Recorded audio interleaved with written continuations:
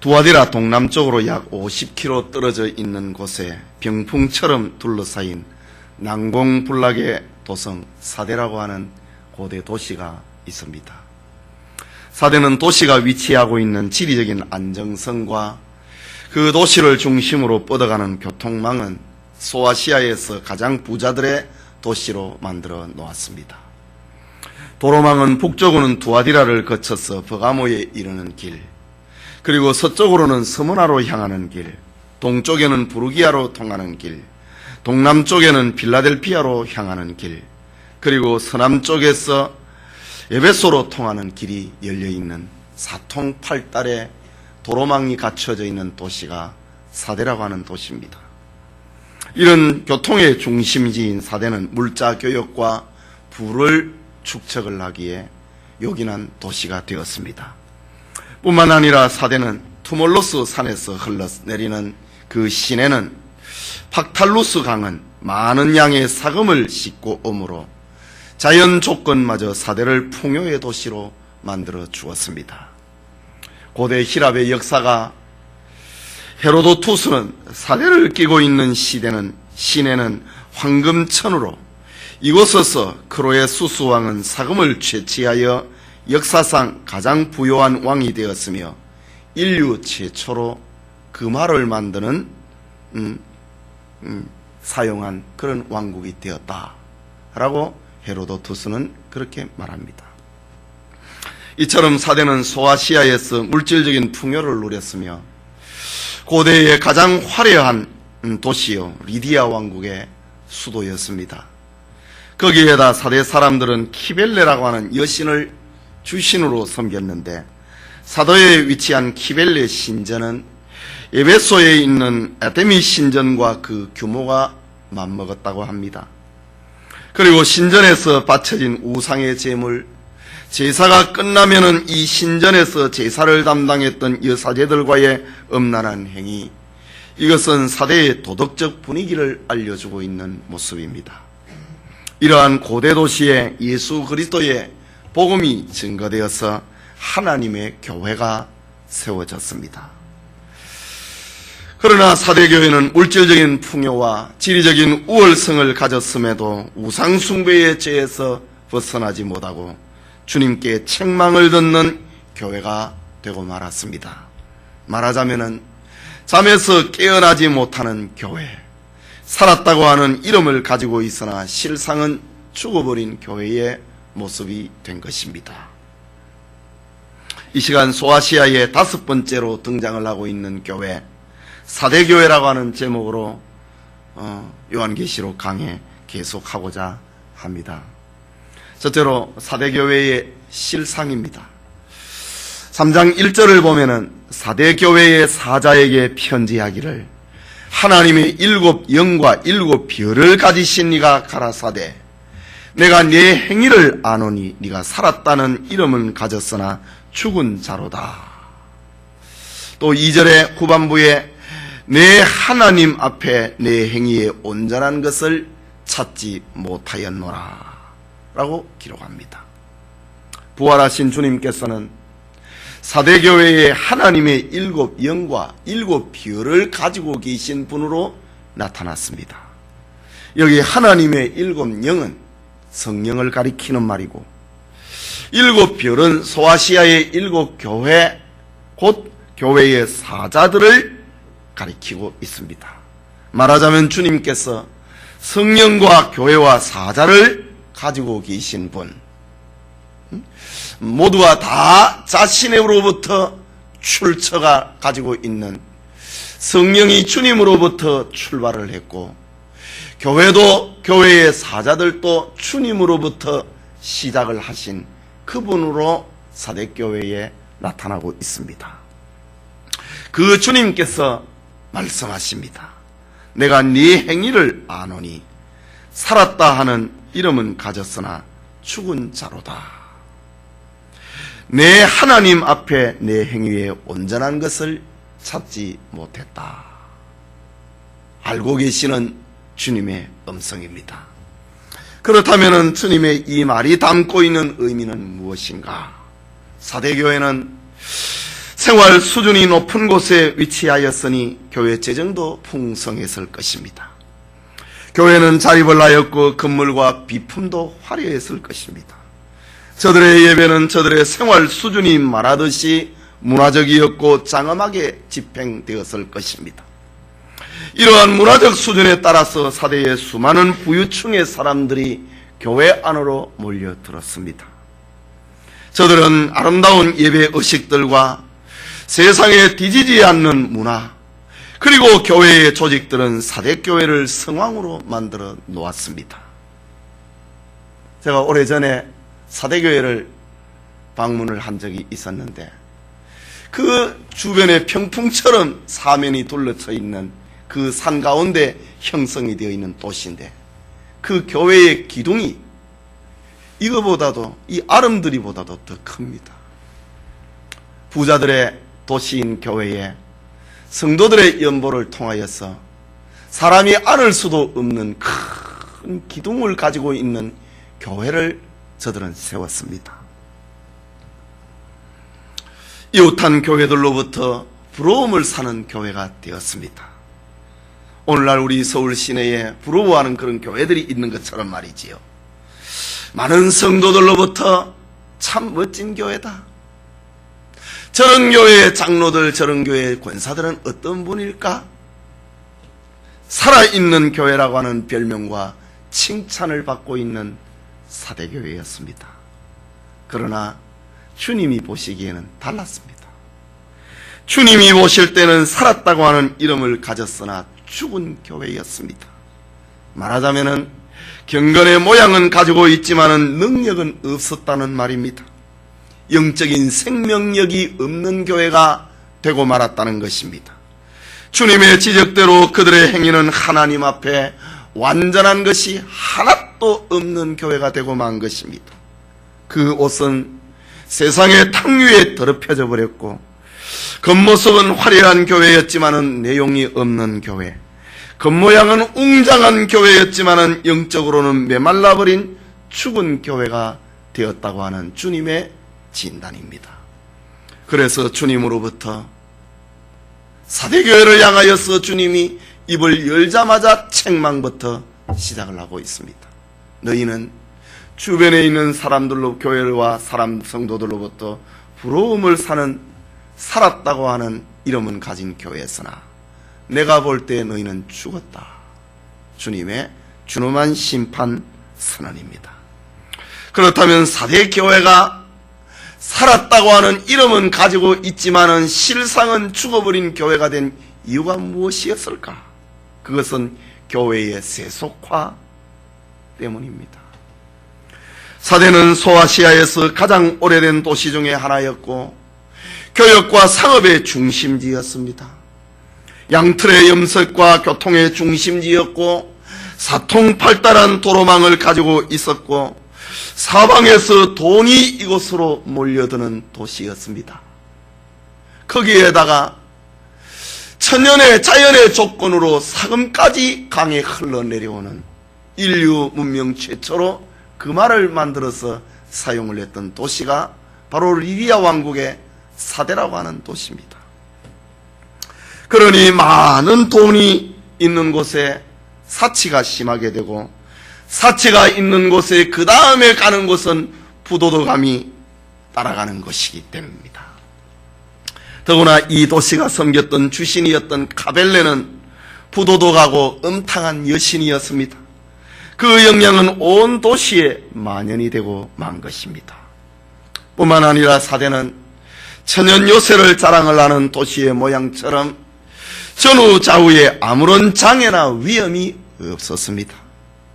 사대교회 소아시아의 7교회 가운데 유일하게 황제 숭배가 강요되지 않는 도시가 바로 사대라고 하는 도시였습니다. 외부로부터 오는 박해도 위험이 없는 도시였습니다. 에베소 교회와 버가모 교회를 괴롭혔던 이단 니골라당이 없던 교회, 발람의 교훈도 자리를 잡지 못하는 교회였습니다. 두아디라 교회를 괴롭혔던 이세벨주의의 관계도 없는 교회였습니다. 그리고 유대인들의 악의에 찬 중상모략도 없는 교회였습니다. 참으로 사대교회는 외부적인 박해도 없고 내부적으로 성도들을 미혹을 하는 것도 없는 아무런 신앙에 저항을 받지 않는 교회였습니다. 그 교회 안에는 오랫동안 평화가 지속이 되었습니다. 그럼에도 불구하고 그 평화는 사실상 주님이 보실 때는 죽은 평화였다. 신앙에 저항이 없이 살아가는 교회, 신자는 죽은 것이다. 이 땅에서 신자가 살아가는데 천당이 아닌데 어떻게 신앙의 선택이 없어도 되느냐 이지요. 어떻게 해서 신앙에 저항이 없을 수가 있느냐라는 주님의 진단입니다. 성도들의 안락함은 서서히 세상에 물들게 만들어버렸습니다. 사대교회는 그 죽음이 언제부터 시작이 되었는지 그 시기조차도 몰랐던 교회였습니다.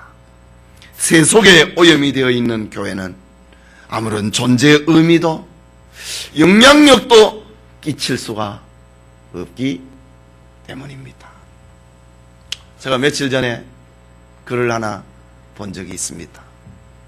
서울에 아주 유명하신 목사님, 홍정길 목사님이라고 계십니다. 남서울 찬양교회 원로 목사님이시지요. 그분이 영락교회 지금 당회장님이신 이철신 목사님하고 이렇게 대화를 하셨답니다.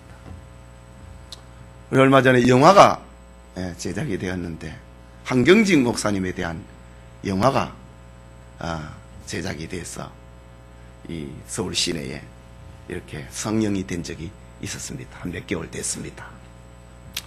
이 목사님이 홍 목사님 보고 그 영화 참 잘 됐습니다. 한번 보시라고 이렇게 이철신 목사님이 홍 목사님에게 이야기를 했습니다. 그때 홍 목사님이 하시는 말씀, 이 목사님 영화가 잘 되면 뭐합니까? 그 영화를 보고 사람이 깨어져야지요. 영락교회만 깨어지면 한국교회가 깨어집니다. 이런 말을 했다고 홍 목사님이 얘기하신 이야기를 제가 들었습니다. 사대교회는 좋은 조건을 많이 가지고 있었음에도 불구하고 죽어버린 교회가 되었다 라고 예수님께서 진단을 하고 계십니다. 저들이 죽은 교회가 되어버린 첫째 이유가 교회에 세속하였다면 두 번째 이유는 생명보다는 형식을 강조했기 때문입니다. 주님께서 사대교회를 향하여서 들려주시는 말씀, 네가 살았다 하는 이름은 가졌으나 라고 했습니다. 사대교회가 살았다고 하는 이름을 가졌다, 이 말이 뭐냐 이거지요. 이것은 사대교회가 많은 사회활동을 했다 이 말입니다. 사대교회 성도들이 성경을 읽었고 배웠다는 말입니다. 세례도 받았고 기도도 하고 헌금도 많이 했다는 말입니다. 겉보기에는 아무런 문제가 없어 보였습니다. 그러니까 살았지요. 살았다고 하는 이름을 들었지요. 이런 외형적인 신앙생활에 있어서 외형적인 거, 주의를 지키는 거, 선한 일을 하는 거, 봉사를 하고 연보를 하는 거, 이것이 없으면 살았다고 하는 이름도 못 가지지 않습니까? 그러나 사대교회는 네가 살았다고 하는 이름을 가졌다라는 것을 볼 때에 사대교회는 많은 행동을, 역사를, 일을 만들어내는 그런 교회였다 이 말입니다. 사대교회의 풍부한 인력과 재력을 가지고 많은 일을 했다는 말입니다. 겉보기에는 아무런 문제가 없었습니다. 그들은 어떤 어려운 문제에 부딪혀 있는 것도 아니고 성도들의 삶이나 교회 운영도 늘 형통한 모습이었습니다. 그러나 생명이 없었습니다. 마치 조화와 같아. 조화. 아무리 아름다워도 생명력이 없잖아요. 요즘은 너무 가짜를 진짜처럼 만드니까 병원이나 어딘 관공서에 가면 이래 만져봐야 합니다. 만져보고 꼬집어봐야 만져봐서도 모릅니다. 이 꼬집어갖고 흉터를 내봐야 이게 조화구나 생화구나 이런 걸 압니다. 사대교회는 정말로 만져보고 봐도 잘 모르고 꼬집어보고 흠집을 내봐야 아는 그런 살았다고 하는 이름을 가진 교회였다. 그러나 조화처럼 생명력이 없었다는 말입니다. 저들은 깨닫지 못했습니다. 신앙의 형식주의는 사대교회 성도들의 신앙을 화석처럼 돌처럼 만들어 놓았다. 그런 말입니다. 성도님, 교회의 본질은 예수 그리스도를 사랑하는 뜨거운 신앙에서만 찾을 수가 있습니다. 내 가슴에 주님을 향한 뜨거운 사랑, 거기에서만 생명력을 찾을 수가 있습니다. 신앙의 형식이 아닌 생명력이야말로 교회를 교회되게 하는 힘입니다. 신앙의 생명력만이 세상의 시류를 거슬리고 교회의 본래의 모습을 지켜낼 수 있는 힘의 원천이 되는 것입니다. 그런데 교회가 이런 생명력을 잃어버리고 형식에 치우친다면 그것은 죽은 것이나 다를 바 없는 것입니다. 생명이 없는 곳에는 비애가 있습니다. 생명이 없는 곳에는 부패가 있습니다. 사망의 냄새가 진동을 합니다. 생명이 없는 곳에는 배고픈 사람을 낙심하게 만드는 입만 무성한 나무가 되어버리고 맙니다. 생명이 없는 곳에는 불려가는 물 없는 구름같이 되어버리고 목마른 사람을 속이는 사막의 신기루와 같고 비어버린 우물과 같은 것입니다. 오늘 본문을 자세히 보면은 사대교회에서 주님은 네 완전한 것을 찾지를 못했다 라고 합니다. 뭐 채워져 있는 게 없다 이 말입니다. 속이 다 비어있구나. 이 일을 하는데도 주님이 보니까 거기 비어있고 저 일을 하는데도 보니까 비어있더라. 안에서 하는 일, 밖에서 하는 일, 사대교회에서 하는 일을 주님이 볼 때에 완전한 것을 찾지 못했다. 주님은 100% 원하는 거 아닙니다. 완전한 것을 찾지 못했다. 이 말은 다 비어버렸다. 속이 비어 있었다. 이 말입니다. 뭔 일을 하는 것 같고 화려하는 것 같고 말이 무성하고 그런데 보니까 비어있더라. 완전한 것을 뭐가 채워져 있는 걸 못 봤다. 주님의 진단입니다.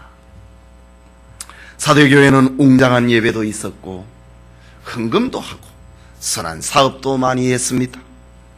그리스도인의 문화도 선도해 나갔습니다. 오늘날처럼 말입니다. 그러나 그 안에 생명력이 없었습니다. 결국 사대교회는 생명이 없는 고여있는 물, 사해바다처럼 생명이 살 수 없는 바다처럼 되어버렸다라는 말입니다. 사대교회는 오늘날 세상을 닮아가고 세상과 동화되고 세상을 모방을 하려고 하는 교회를 향한 경고입니다. 교회는 교회가 가야 될 길이 있다고요. 교회는 세상하고 가야 될 길이 있다고요. 그런데 선진하는 교회가 된다. 무슨 문화를 창조해내는 교회가 된다. 세상을 모방을 하고 세상을 닮아가다가는 교회는 생명력을 잃어버린다 라는 것입니다. 사도교회는 현실에 안주하는 교회와 성도들을 각성을 시키고 있습니다. 사도교회는 생명보다 형식을 더 치중을 하는 교회를 향한 경고입니다. 사도교회는 본질을 떠난 교회를 향한 주님의 엄한 경고입니다. 행여나 우리 자신의 모습과 닮은 데가 없는지를 살펴보고 경성해야 할 것입니다. 이유는 죽지 않기 위해서 말입니다. 그의 둘째로 사대교회를 향한 주님의 권면입니다. 본문 2절, 3절 말씀 같이 읽겠습니다. 너는 일깨워 그 남은 바 죽게 된 것을 굳게 잡으라. 굳게 하라. 내 하나님 앞에 내 행위에 온전한 것을 찾지 못하였노니 그러므로 내가 어떻게 받았으며 어떻게 들었는지 생각하고 지키어 회개하라. 만일 일깨지 아니하면 내가 도적같이 이르니니 어느 시에 내게 임할는지 네가 알지 못하리라. 여기 어느 시에 네게 임할는지 네가 알지 못하리라. 이 말은 예수님의 이 말은 사대 사람들에게는 아주 뼈아픈 말입니다. 옛날 사대가 페르시아의 고레스 왕에게 함락을 당할 때에 이런 일이 있었습니다. 역사가 헤로도투스는 당시의 역사적인 사건을 생생하게 들려주고 있는데, 원래 사도는 그 지역이 외부의 침략으로부터 절대 안전한 난공불락의 성읍이었습니다. 사대는 이미 살펴본 것처럼 병풍처럼 둘러싸여 있는 투물루스 산 사이에 있는 성입니다.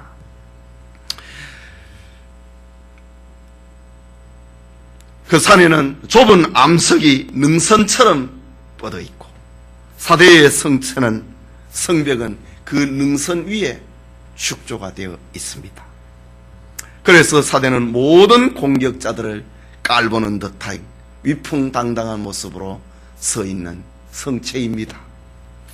그런데 사대를 페르시아의 고레스 왕이 포위를 하고 점령을 하려고 합니다. 이유는 사대를 점령을 하지 않고는 더 이상 진군을 할 수 없었기 때문입니다.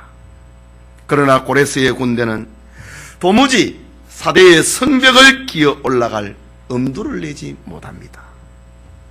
할 수 없이 고레스는 특명을 내리고 사대의 성벽을 오르는 자에게는 특별 상을 주겠다고 고레스 왕이 부하들에게 제시를 합니다. 그런데 고레스 군대에 히에로이데스라는 한 병사가 있었습니다. 히어로, 영웅이라고 하는 말이 이 사람의 이름에서 나옵니다. 고레스 군대에 히에로이데스라고 하는 한 병사가 있었는데, 이 병사는 사대의 절벽을 날마다 쳐다보았습니다. 저 성을 벽을 기어 오르는 자에게 황제가 상을 준다고 했는데 어떻게 올라갈 수 있을까? 날마다 절벽을 바라다보고 있었습니다. 그러던 어느 날 성벽 위에서 감시하는 리디아의 사대 병사 하나를 보았는데, 그 초병이 졸다가 그만 머리에 쓰고 있는 투구를 절벽 위에서 떨어뜨리고 맙니다. 그때 그 사대 병사는 문책을 당하지 않기 위해서 자신의 철모를 찾기 위해서 절벽을 타고 조심조심 내려와서 자신의 투구를 주어 다시 올라가는 겁니다. 고레스의 병사 히에로이데스는 뜻밖의 광경을 보고 기억 속에 담습니다. 그리고 그날 밤에 고레스 황제에게 찾아가서 나에게 정예병 몇을 붙여주면 성벽을 오르겠습니다 라고 합니다. 사대의 병사처럼 히에로이데스는 몇몇 정예병을 거느리고 성벽을 올라갑니다. 그들이 성벽 꼭대기에 도달을 했을 때에 성은 무방비 상태에 있었습니다. 모두가 다 난공불락의 성만을 믿고 졸고 있었기 때문입니다. 사대의 수비병들은 어떤 군인이라 할지라도 절벽을 오르는 길은 찾아내지 못할 것이라 생각을 하고 방심하고 있었습니다. 그러나 사대에 졸던 파수병이 자신의 투구를 떨어뜨린 이유 때문에 그 절벽을 기어 오르고 내리는 길을 그만 가르쳐주고 만 것입니다. 그래서 사대가 고레스 황제에 의해서 정복을 당합니다. 그런데 신기한 것은 이 사건 이후에 300년 이후에 똑같은 일이 또 벌어집니다. 안티오코스 전쟁 때에 똑같은 이유로 사대가 또다시 정복을 당합니다. 주님은 이런 역사성을 가지고 있는 사대에게 말씀하시기를 내가 도적같이 이르리니 어느 시에 네게 임할는지 네가 알지 못하리라. 성벽만 믿고 그 거대한 성체만 믿고 방심을 하다가 2번이나 적군들에 의해서 함락을 당한 그런 역사를 가지고 있는 사대라고 하는 도시에 주님께서는 이 말씀을 하고 있습니다. 이 말은 사대에 있는 사람들에게는 가장 치명적인 말입니다. 똑같은 이유로 2번이나 성을 함락을 당한 역사가 있었기 때문입니다. 주님은 사대 사람이라면 누구나가 다 알고 있는 역사적인 교훈을 들어서 깨어라. 내가 도적같이 임할 것인데 어느 시에 네게 임할는지 너희는 알지 못할 것이다 라고 합니다. 그렇다면 주님께서 말씀하고 계시는 사대교회가 사는 길이 무엇인가? 주님은 5가지를 사대교회에 제시합니다. 그 첫째가 2절에 나오는 말씀, 깨어라. 너는 일깨워 깨어나라 라는 말입니다.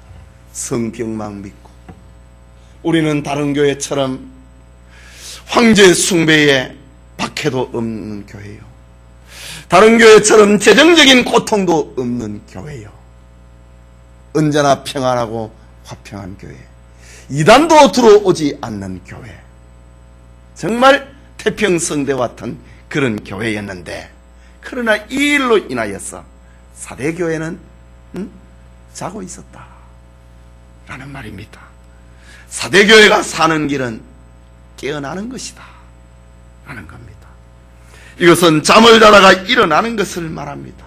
영적인 각성을 말합니다.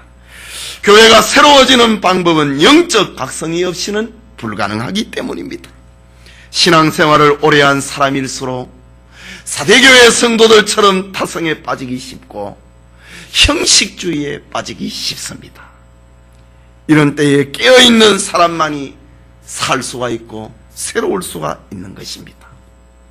성의 정복을 당하지 아니하려면 난공불락의 성체라 하더라도 초병이 깨어 있어야 되듯이 성도는 깨어 있어야 된다 라고 주님이 말씀하십니다.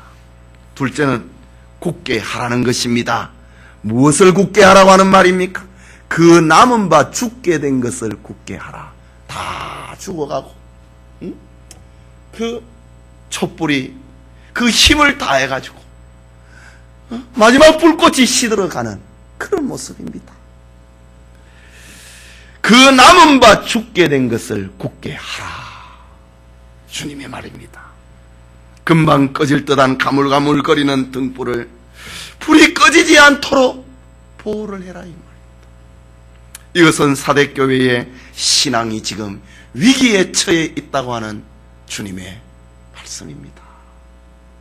저 에베소 교회에 주님께서는 촛대를 옮기겠다고 말씀을 했는데, 첫사랑을 회복하지 아니하면 촛대를 옮기겠다고 했는데, 사대교회는 너희의 등불이 다 꺼져간다.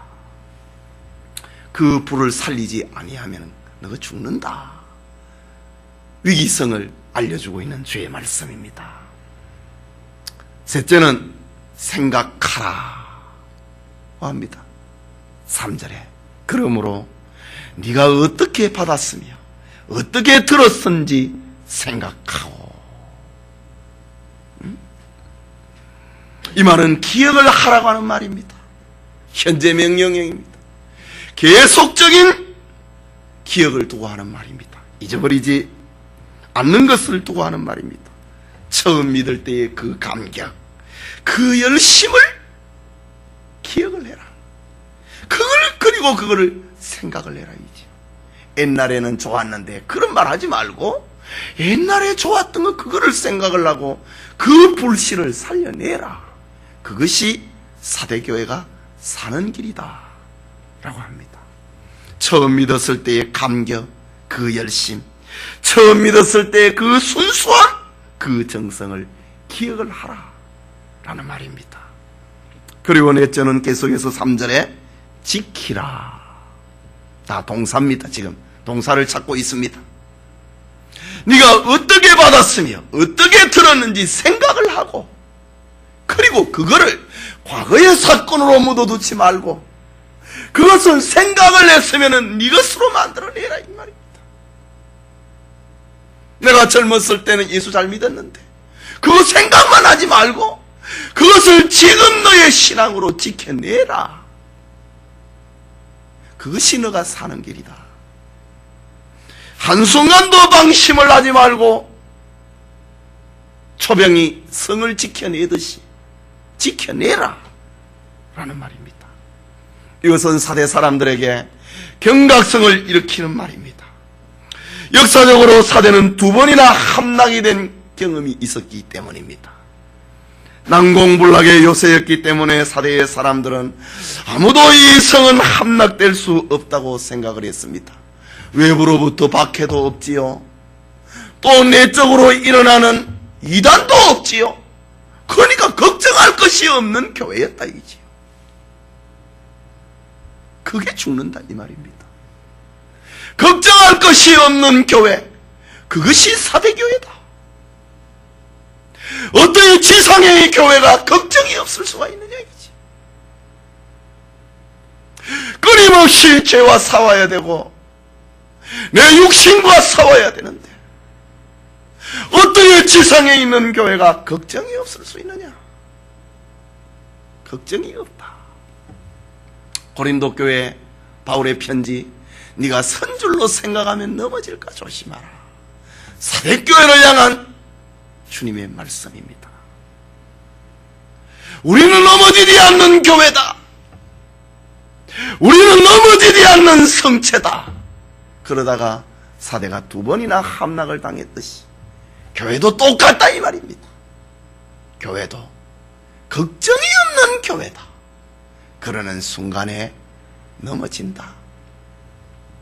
살았다고 하는 이름은 가지고 있으나 주님이 볼 때는 너는 텅텅 비어있다. 죽었다 이 말입니다. 마지막으로 주님께서는 회개하라고 합니다. 사대교회가 살 수 있는 마지막 주님의 권면입니다. 그러므로 네가 어떻게 받았으며 어떻게 들었는지 생각하고 지키어. 잘못된 거 있으면 고쳐라. 그게 회개지요. 회개는 잘못된 거 고치는 겁니다. 반복적인 죄를 짓지 않는 것이 회개입니다. 회개해라. 만일 일 깨지 아니하면 내가 도적같이 이르리니 어느 시에 네게 임할는지 네가 알지 못하리라. 사대 성체가 무너진 것처럼 멸망을 당한 것처럼 회개하지 아니하면 너희도 망한다. 주님의 말씀입니다. 사대교회가 사는 길은 회개밖에 없다는 말입니다. 그러나 사대교회를 향한 주님의 이러한 권면, 메시지가 지금 들려오고 있는 동안에 그 교회는 가능성이 있습니다. 왜? 회개하라고 외치는 주님의 음성이 그 교회에 전해지고 있다 이거지요. 그게 희망입니다. 오늘날 우리가 사는 길도 이 길밖에 없습니다. 잠언 28장 13절에 자기의 길을 숨기는 자는 형통하지 못하나 죄를 자복하고 버리는 자는 불쌍히 여김을 받으리라 말씀했습니다. 자기의 길을 숨긴다. 죄인 아닌 것처럼 하나님 앞에 한다 이 말입니다. 그 사람은 형통할 수 없다 이 말입니다. 그러나 죄를 자복을 하고 버리는 자, 고치는 자입니다. 불쌍히 여김을 받으리라. 사대교회가 사는 길은 깨어있고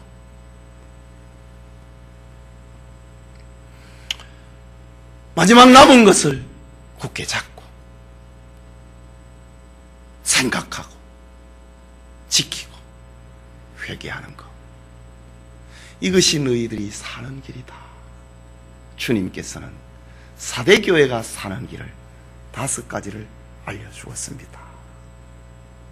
의사가 환자에게 살 수 있는 길을 알려주듯이 주님이 성도들이 사는 길을 5가지를 알려줍니다. 태어나는 환자에게 음식을 조심하세요. 습관 고치라고 하지요. 뭐하라 몇 가지 알려주듯이 주님이 사대교회 성도들을 향해서 너가 사는 길이 있다. 이 5가지 행해라. 주님이 말씀하십니다. 마지막으로 사대교회의 소망과 약속입니다. 본문 4절과 5절에 그러나 사대에 그 옷을 더럽히지 아니한 자 몇 명이 네게 있어 흰옷을 입고 나와 함께 다니리니 그들은 합당한 자인 연고라. 이기는 자는 이와 같이 흰옷을 입을 것이요 내가 그 이름을 생명책에서 반드시 흐리지 아니하고 그 이름을 내 아버지 약과 천사들 앞에서 시인하리라. 이 소아시아의 7 교회를 향한 이 마지막 주님의 심판선은 이건 다 우리가 앞으로 주님 앞에 서게 될 장면입니다. 회개하고 지키고 굳게 하고 생각하고 깨어있는 사람을 향해서 이기는 자는 흰옷을 입히겠다. 생명책에 그 이름이 흐리지 않을 것이다. 그리고 하나님 앞과 천사들 앞에서 백보자 심판됩니다. 내가 너를 모른다 하지 않을 것이다. 내가 너를 시인할 것이다. 이 심판대 앞에서 주님이 우리 모른다 하면 끝입니다. 설할 농사 헛농사입니다. 주님이 모른다고 고개를 돌리시면 우리 다 끝입니다. 그러나 깨어있는 사람, 굳게 하는 사람, 생각하는 사람, 지키는 사람, 회개하는 사람, 내가 너를 모른다 하지 않을 것이다. 이 몸부림이지요. 신앙의 고민이요, 몸부림입니다. 이렇게 신자로서 살아가려고, 안 죽으려고, 믿음이 죽지 않으려고 몸부림하는 성도를 향하여서 주님이 내가 너에게 흰옷을 입히겠다. 흰옷은 승리의 상징이요 용서의 상징입니다. 생명책에 네 이름이 흐려지지 않을 것이다. 주님의 심판대 앞에 섰는데 우리 이름이 책에 없다. 그럼 끝장 아닙니까? 네 이름이 치워지지 않을 것이다. 흐려지지 않을 것이다. 고대의 글씨는 오늘날처럼 이렇게 선명한 글씨가 아니지요. 그리 희미한 글씨들이 많았습니다. 그래서 상행위의 문제들이 많았습니다. 그러나 주님이 네 이름이 생명책에서 흐려지지 않을 것이다. 그리고 또 하나 더 보장, 하나님과 천사들 앞에서 내가 너를 시인할 것이다. 주님이 축복을 보장을 합니다. 여기에 그 옷을 더럽히지 않는 자라고 했습니다. 그것은 주님의 보혈로 깨끗함을 받은 자를 두고 하는 말입니다. 세상에 살면서 자신을 더럽히지 않는 자를 두고 하는 말입니다. 깨끗한 마음과 믿음을 보존한 사람, 깨끗한 신앙의 행위를 가진 사람, 하나님과 동행하는 사람을 두고 하는 말입니다. 그런데 우리 이 계시록 강해를 쭉 보면은요, 모든 교회가 다 그렇습니다. 칭찬이 먼저 나오고 책망이 나중에 나옵니다. 에베소 교회도 그렇고 버가모 교회도 그렇고 다 그랬습니다. 그런데 오늘 성경에 보니까 사대교회는 책망이 먼저 나오고 칭찬이 나중에 나옵니다. 그러나 너희 중에 몇몇이, 몇 명이 네게 있어 흰옷을 입고 나와 함께 다니리라. 이 말이 뭔 말입니까? 절대 다수가 죽었다 이 말입니다. 소수의 무리만 살아있다. 그렇기 때문에 사대교회를 향하여서는 주님은 책망이 먼저 나옵니다. 왜? 절대 다수가 죽었기 때문에. 소수의 몇몇 사람들만 생명력을 가지고 있다 이거지.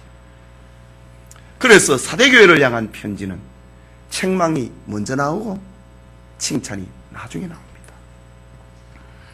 주님은 사대교회의 영적인 죽음의 시체들 가운데서 살아남아 있는 몇 명이 있다고 말하고 있습니다. 사대교회가 살 길은 이 사람들을 중심으로 재기하라고 하는 것입니다. 그렇다면 이 몇몇의 사대교회 신자들은 사대교회를 살리는 그루터기요, 소망이요, 생명의 씨앗이라고 하는 말입니다. 역사에 보면은 교회가 타락을 하고 인류가 타락했음에서도 부패하지 않는 자, 타락하지 않는 소수의 무리들은 언제나 있었습니다. 남은 자가 있었다고 하는 말입니다. 부패한 노아 이전 시대에 에녹이라고 하는 하나님과 동행하는 사람이 있었고, 노아의 홍수 심판 때에는 온 세상의 사람들이 하나님을 거역을 하고 하나님이 사람 지으셨음을 한탄할 정도가 되었습니다. 그러나 노아는 하나님으로부터 은혜를 받았다. 소수의 무리가 있었습니다. 갈대아 우르의 우상의 도시에, 그곳에 아브라함이 있었습니다. 아벨 시대에 엘리야와 바알에게 무릎을 꿇지 않는 선지자 7,000명이 있었습니다. 그러나 다수에 비하면 7,000은 소수입니다. 이스라엘 멸망을 당하였을 때, 저 포로지에 끌려갔을 때도 에스겔이 있었고 다니엘이 있었고 그의 친구 사드락과 메삭과 아벳느고가 있었습니다. 그리고 포로 후기 시대에도 에스라가 있었고 느헤미야가 있었고 에스더가 있었습니다.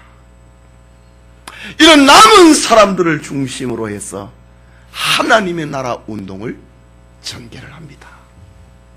에스더를 중심으로 해서 유대인 생존 운동을 벌이고, 느헤미야를 통하여서 신앙 재건 운동을 벌이고, 다니엘을 통하여서 하나님 나라의 생명력을 이어가게 만들었습니다.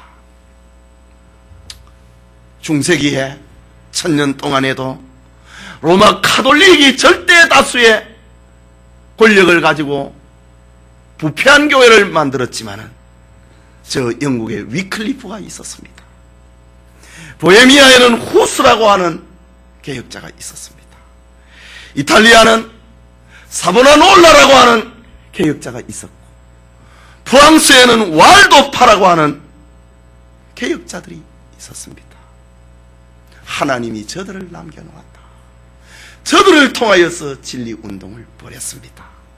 종교개혁 시대에 진리의 불을 밝혔던 루터가 있었고, 신학자 칼빈과 쯔빙글리와 요한 낙스가 있었습니다. 이들 역시 소수의 무리였습니다. 이처럼 하나님의 구원 역사는 언제나 다수에 의해서 주장되는 것은 아니라는 말입니다. 몇 사람의 의인이라 할지라도 저들을 통하여서 크게 되고 넓게 되고 높아지게 된다는 말입니다. 하나님께서 사대교회, 절대 다수가 살았다고 하는 이름을 가졌으나 죽어버린 사대교회에 너희 가운데 흰옷을 입은 몇 명이 남아있다. 저들을 중심으로 하고 생명운동을 벌여라 라는 주님의 말씀입니다. 이 운동을 벌일 때에 주님께서는 흰옷을 입혀주겠다. 용서의 옷을, 승리의 옷을 입혀주겠다. 그 생명책의 이름이 흐려지지 않게 하겠다. 세상에서는 너의 이름이 지워짐을 당해도, 세상 사람들은 우리의 이름을 생존자의 명단에 지울지 몰라도 생명책에 있는 나의 이름은 아무도 지울 수 없도록 만들게 하겠다고 하는 주님의 약속입니다. 그리고 그 이름을 내 아버지 약과 천사들 앞에서 시인하겠다고 약속합니다. 비록 죄인이지만은 예수의 피로 속함을 받았다고 우리를 시인하겠다고 하는 주님의 말입니다. 추한 죄인이라 할지라도 깨끗하게 용서받은 성도라고 시인하겠다고 하는 주님의 약속입니다. 세상의 복이 영화는 누리지 못해도 예수 없이는 살 수 없는 사람이었다고 주님이 시인하겠다고 약속하고 있습니다. 예배드리는 성도 여러분, 오늘날 한국 사회는 기독교의 인구가 1000만을 넘어서고 있습니다. 그래서 어디를 가든지 쉽게 기독교인을 만날 수가 있고 교회 또한 수없이 많습니다. 하지만 외적인 규모에 비해서 교회가 세상에서 차지하고 있는 그 위상은 뜻밖에도 너무 약하지 않습니까? 한국 교회가 겉보기에는 그럴듯해도 내실은 보잘것없는 까닭은 이름뿐인 교회, 이름뿐인 성도들이 늘어나고 있기 때문입니다. 생명운동을 하는 신자가 아니고 숫자만 늘려가고 있기 때문입니다. 다시 말하자면 이 땅의 실질적인 성도의 삶을 통해서 하나님의 영광을 드러내는 것이 아니라 명목상의 교회, 명목상의 신자, 죽은 교회, 죽은 성도들이 즐비하기 때문입니다. 사대교회를 향한 주님의 말씀처럼 살았다는 이름은 가졌으나 죽은 자로다. 이 주님의 호된 책망은 바로 오늘 한국교회와 성도들을 향한 교훈입니다. 우리 자신이 사대교회의 전철을 밟고 있지는 않는지는 돌아봐야 됩니다. 세례교인이면서 세례교인의 책임을 다하고 있는지, 충성스러운 직분자인지 아니면 입만 무성한 나무인지, 이런만 중직자이지 생각과 말과 행동의 실상은 평신도보다도 못한 자가 되고 있지는 않은지, 살았다고 하는 이름은 가졌으나 죽어 있지는 않은지 말입니다. 왜 이렇게 되었는가? 사대교회를 향한 주님의 진단은 오늘 한국교회를 향한 진단과 같습니다. 세상과 짝했다. 세상에 오염이 되어 있기 때문이다. 핍박이 없으니까 안주하고 있기 때문입니다. 생명력을 잃어버리고 기독교인이라고 하는 형식만 가지고 있기 때문에 생명운동이라고 하는 본질보다는 형식에 치우쳐 있기 때문에 우리 교회 몇 명 모인다. 우리 교회 재산의 규모가 얼마다. 그 생명하고 관계없는 거거든요.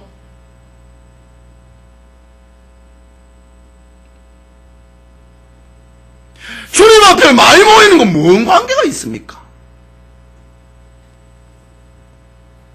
한 마리의 잃어버린 양을 찾았어. 몸부림을 하는 선한 목자를 주님은 더 기뻐하시지요.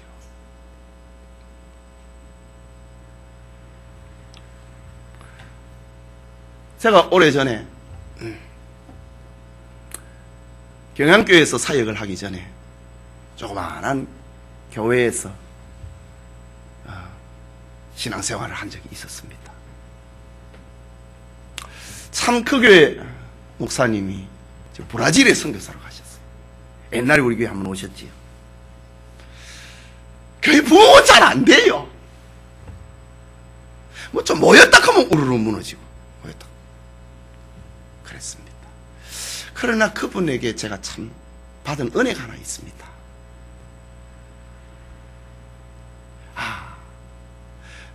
내가 나중에 목사가 되면 말을 타고 양떼를 돌아보는 카우보이형 목회가 아니고 목동처럼 걸어다니는 목회자가 돼야지. 제가 그분에게 받은 은혜입니다. 카우보이형 목회자 한국에 많습니다. 수만 명의 교인이 있으면 교인 누군지 모릅니다. 그 카우보이 아닙니까?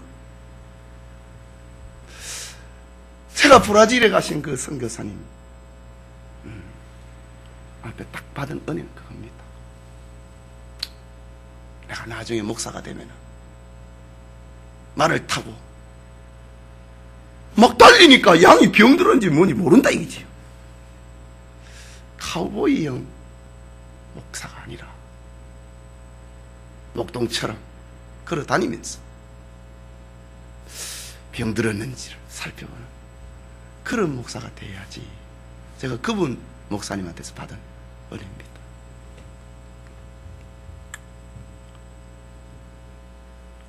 우리가 살려면 어떻게 해야 되는가? 성리의 함락을 당하지 않으려면 초병이 깨어 있어야 되듯이 신자는 깨어 있으라고 합니다. 그나마 가진 것 작은 것이라 하더라도 그것을 굳게 잡으라고 말씀하십니다. 왜? 거기에 생명이 있기 때문에. 물에 빠진 사람이 지푸라기라도 잡으려고 하듯이 말이지. 왜? 지푸라기는 물에 떠 있는데 자기는 가라앉으니까. 물에 떠 있는 작은 것이라도 찾고 싶어 하는 것이 물에 빠진 사람의 심정입니다. 주님은 네 죽게 된 것이라도 굳게 잡아라. 네 죽게 된 그 남은 것이라도 잡아라. 왜냐하면 거기에 생명이 있기 때문에. 주님의 말씀입니다.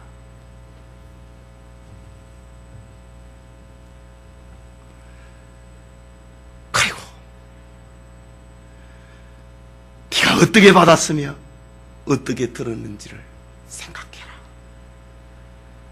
그리고 그것을 오늘의 네 것으로 지켜내라. 잘못됐느냐? 회개해라. 그러면 네가 살 수 있다. 오늘 우리를 향한, 한국 교회를 향한 주님의 말씀입니다. 이기는 자, 회개하는 자, 생명을 붙잡는 자에게 주님은 약속하십니다. 흰옷을 입혀주겠다. 생명책에 그 이름이 흐려지지 않게 하겠다. 하나님과 천사들 앞에서 네 이름을 시인하겠다. 모른다 하지 않겠다. 주님의 말씀입니다. 제가 내 백성이라고, 내가 저를 위하여 십자가에 죽었다고 하나님과 천사들 앞에서 시인하겠다고 하는 주님의 말씀입니다.